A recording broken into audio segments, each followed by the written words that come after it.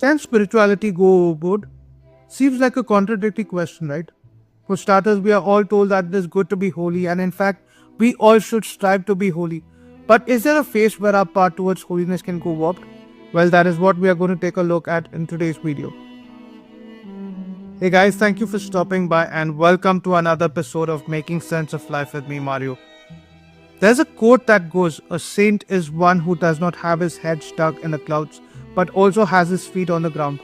Sometimes we are so focused on the doing when it comes to holiness that we forget for whom we are doing it and why we are doing it. What do I mean by that?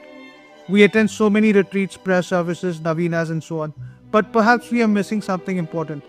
The Catholic apologist Brian Mercier spoke about the dangers of vocal prayer, where he said that often at times we focus on saying prayers rather than immersing ourselves in the true meaning behind it. I will leave a link to his video down in the description. Do check it out, it is very enlightening.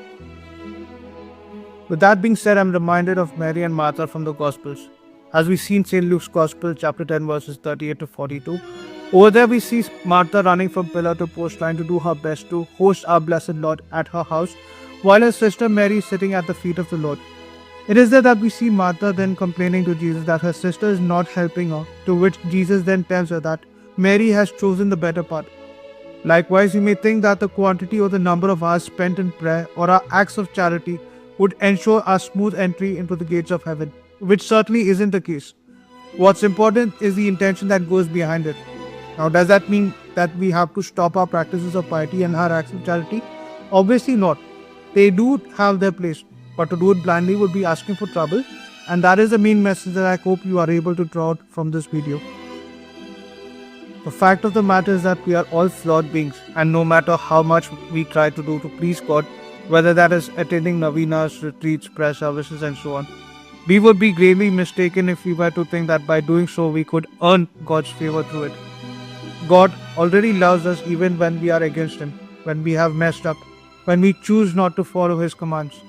No doubt it would hurt Him for sure, but God being who He is, He does not hold it against us when we truly and genuinely ask for His forgiveness.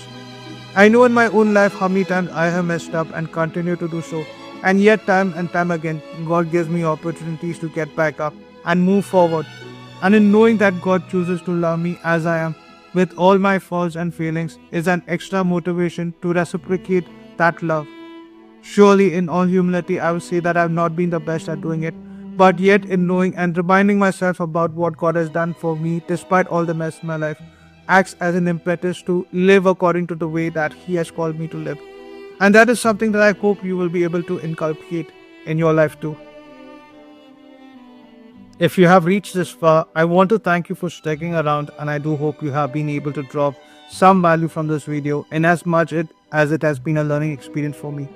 And if in case you have, do hit that like button. And do also consider subscribing if in case you haven't and would like to join me as I try to unpack the different facets of life and its meaning from a Catholic perspective. Until then, take care and I will see you in the next video. God bless.